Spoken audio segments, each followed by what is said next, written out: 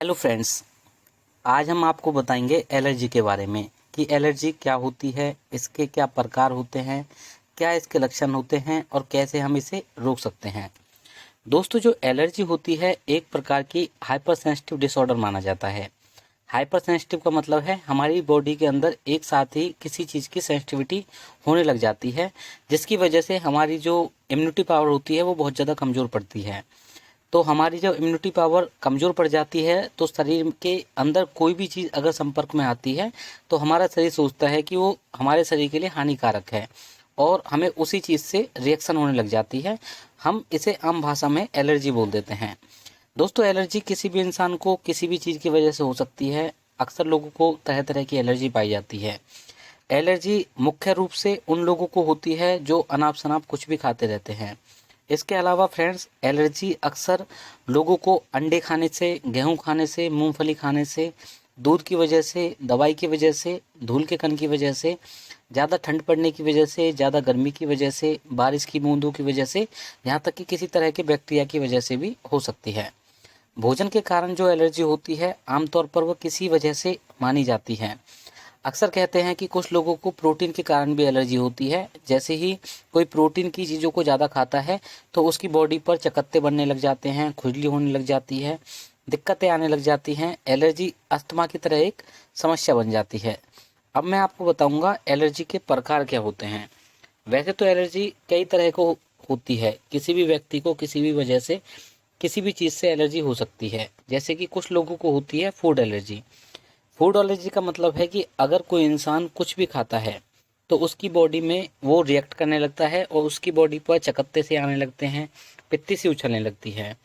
अगर आप अपने भोजन के अंदर ज़्यादा मात्रा में प्रोटीन खाते हैं तो आपकी जो इम्यूनिटी पावर है अगर वो कमज़ोर है, उस प्रोटीन की पावर को समझ नहीं पा रही है, तो एलर्जी के कुछ लक्षण हो सकते हैं। भारत के अंदर लगभग 90% मामलों में सूखे जो मेवे होते हैं, अंडे होते हैं, गेहूं होता है या दूध के कारण लोगों को एलर्जी देखने को मिलती है। कुछ लोगों को होती है डस्ट की वजह से एलर्जी। अक्सर लोग जो धूल मिट्टी के छोटे छोटे कण होते हैं अगर वो नाक के अंदर चले जाएं तो एक तरह की एलर्जी होने लग जाती है। ऐसे लोगों की नाक रुक जाती है।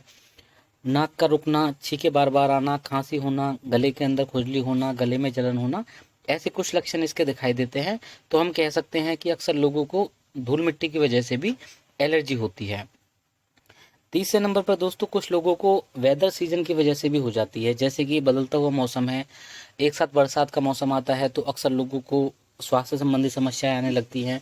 इसे हम मौसमी एलर्जी भी बोलते हैं। कुछ लोगों को गर्मी की वजह से खुजली होना, बॉडी पर रिएक्शन हो जाना और कुछ लोगों को अत्यधिक ठंड पड़ने की वजह से भी एलर्जी के रिएक्शन देखने को मिलते हैं। वहीं पर कुछ लोगों को पेट की एलर्जी भी होती है। अक्सर जो पालतू जानवरों की त्वचा की जो पपड़ी होती है, रूसी होती है या लार होती है, कुछ लोगों को इससे भी एलर्जी हो जाती है। अक्सर लोग कुत्ते बिल्ली पालते हैं, उनकी जो शरीर से बाल वगैरह होते हैं अगर वो किसी की बॉडी पर लग जाएं, धूल मिट्टी के जो कण होते हैं वो लग जाएं तो भी अक्सर लोगों को एलर्जी हो सकती है। कुछ लोगों को एलर्जी हो सकती है मेडिसिन की वजह से। अक्सर अगर आप कोई दवाओं का इस्तेमाल कर रहे हैं जो कि अन्य तरह की केमिकल से बनी होती हैं तो अक्सर लोगों को दवाइयों की वजह से भी एलर्जी हो सकती है। दवाइयों से होने वाली एलर्जी कई बार बहुत ज़्यादा गंभीर भी होती है, यहाँ तक कि कई बार जानलेवा भी साबित हो सकती है। कुछ लोगों को होती है कॉस्मेटिक्स की एलर्जी। अक्सर लोग त्वचा पर कुछ ना कुछ लगाते रहते हैं। कुछ लोग चेहरे पर लगाते हैं, कुछ हाथ पैरों पर लगाते हैं। अपने स्किन को अच्छा कराने के लिए कई लोग अन्य अन्य तरह की दवाओं का इस्तेमाल करते हैं। कुछ जो क्रीम होती है उनका इस्तेमाल करते हैं।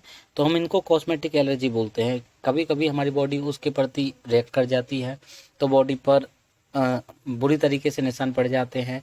चेहरे के ऊपर गंदे गंदे निशान आ जाते हैं, पिंपल्स हो जाते हैं, मुहासे हो जाते हैं। तो कुछ लोगों को कॉस्मेटिक्स की वजह से भी एलर्जी हो सकती है। तो अब हम जानते हैं एलर्जी अगर किसी को होती है तो उसको कैसे कैसे लक्षण दिखाई देते हैं। किसी भी व्यक्ति को एलर्जी के कारण और उसके जो लक्षण हैं वो अलग अलग हैं। निर्भर करता है कि एलर्जी किस वजह से हुई है या किस रिएक्शन की वजह से हुई है। अगर आपको भोजन की वजह से एलर्जी हुई है तो मुंह में सूजन आना, अपच होना, उल्टी आना, पेट में ऐंठन होना, पेट फूल जाना, दस्त लग जाना, ऐसी अक्सर देखने को मिलती है। अगर आपको दवाओं की वजह से एलर्जी होती है तो लाल चकत्ते पड़ जाते हैं, त्वचा के ऊपर खुजली होती है, लालिमा आ जाती है, सूजन हो जाती है, गला बैठ जाता है, बॉडी पर रिएक्शन आने लगती हैं। अगर किसी को धूल मिट्टी की वजह से या जानवरों की वजह से एलर्जी होती है तो उसकी नाक बंद हो जाती है, छींकें आती हैं, आंखों से आंसू आते हैं, पानी सा आने लगता है, गले में खराश होती है। और अगर किसी को कॉस्मेटिक्स की वजह से एलर्जी होती है तो बॉडी के ऊपर पपड़ी जमने लग जाती है, और या फिर कॉस्मेटिक्स की वजह से बॉडी पर निशान भी रह जाते हैं। तो अब मैं आपको बताऊंगा एलर्जी की जो रिएक्शन अगर किसी को हो जाए तो उसके गंभीर परिणाम क्या हो सकते हैं। अगर किसी को कोई काफ़ी ज़्यादा एलर्जी हो रही है, अगर उसे सांस लेने में दिक्कत आ जाए, सांस फूलने लग जाए, सीने में जकड़न हो सकता है, दर्द हो सकता है, त्वचा की जो मोटाई होती है, सूजन बढ़ने लग जाती है बॉडी पर, त्वचा पर आई हुई सूजन में खुजली होती है, पेट उछलने लगता है, और सबसे जो जानलेवा होता है उसे बोलते हैं एनाफाइलेटिक शॉक।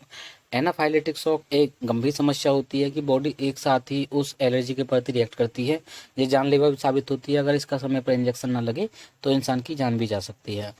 अब मैं आपको बताऊंगा दोस्तों कि हम एलर्जी की रोकथाम कैसे कर सकते हैं। इसका इलाज आप डॉक्टर से कर सकते हैं, कुछ घरेलू उपाय कर सकते हैं, नारियल तेल वगैरह लगा सकते हैं, लेकिन आपको इसकी रोकथाम करना बहुत ज़्यादा ज़रूरी है। अगर आपको किसी भी चीज़ से एलर्जी है तो सबसे पहले आप उसे रोकिए, तो आपकी एलर्जी जल्दी से जल्दी ठीक हो जाएगी। सबसे पहले अगर आपको किसी तरह की फूड से एलर्जी है, मान के चलिए कि आप बाहर का अनाप शनाप कुछ खाते हैं, चाउमीन बर्गर खाते हैं, उससे आपको एलर्जी हो जाती है, तो कोशिश करें कि आपको ऐसी कोई सामग्री नहीं लेनी है जिस चीज़ से आपको एलर्जी है। किसी लोगों को चावल से एलर्जी होती है, किसी को अंडे से एलर्जी होती है, तो किसी को अंडे से एलर्जी है तो उसे अंडा नहीं खाना चाहिए। किसी को दूध से एलर्जी है तो उसे दूध नहीं पीना चाहिए। इसके अलावा अगर किसी को मक्खियों के डंक मारने से एलर्जी हो जाए, जैसे कोई मधुमक्खी है काट लेती है तो उसको एलर्जी हो जाती है, मक्खियों के छूने से एलर्जी हो जाती है, ऐसे लोगों को कोशिश करनी चाहिए कि वो चमकदार परफ्यूम वगैरह कुछ ना लगाएं, जो चमकदार कपड़े होते हैं वो ना पहने, ताकि उनके पास मक्खी वगैरह मच्छर वगैरह ना आए, और बनावटी और घास की कटाई आदि करते समय वो ध्यान जरूर रखें। अगर किसी को पोलन ग्रेन से एलर्जी है, मतलब कि आमतौर पर किसी को फूलों से एलर्जी है, किसी तरह के परागकण से एलर्जी है, तो जितना हो सके घर के अंदर रहें, खिड़कियां वगैरह बंद करके रखें, फूलों को अपने पास ना आने दें, या परागकण होते हैं उनको दूर रखें, कोशिश करें कि धूल मिट्टी से दूर रहें। अगर किसी को एनाफाइलेटिक शॉक लग चुका है, मतलब कि किसी को बहुत ज़्यादा सीवियर गंभीर एलर्जी हो चुकी है, तो ऐसे में आप डॉक्टर की सलाह जरूर लें, और एक एपिनेफ्रिन का इंजेक्शन आता है उसे समय पर लगवाते रखें, अपने पास जरूर रखना है, और जैसे उसके लक्षण नजर आए तो उसको तुरंत लगवाना भी चाहिए। हमेशा डॉक्टर की निगरानी में ही ये एनाफाइलेटिक शॉक कंडीशन में जो एपिनेफ्रिन इंजेक्शन है उसको लगवाना चाहिए। कंडीशन जरूर देख लेनी चाहिए, हमेशा डॉक्टर के पास ही जाकर लगवाना चाहिए, क्योंकि जो एनाफाइलेटिक शॉक होता है वो जानलेवा भी साबित हो सकता है। ऐसे में दोस्तों मैंने आपको एक कंडीशन बताई है, एक तरीका बताया है। अब मैं आपको इसका इलाज बताता हूँ कि आप इसका इलाज कैसे करोगे। घर पर रहकर तो कभी भी आपको इसका इलाज नहीं करना चाहिए। अगर आपको ज़्यादा एलर्जी होती है, खुजली होती है, तो आप नारियल तेल वगैरह लगा सकते हैं, सरसों का तेल लगा सकते हैं, नारियल तेल के अंदर थोड़ा सा कपूर मिलाकर भी उसे लगा सकते हैं, जिससे कि आपकी एलर्जी की रोकथाम हो सके। लेकिन आपको डॉक्टर के पास ज़रूर जाना है। डॉक्टर जो होता है वो हिस्टामाइन को रोकने वाली दवा देता है।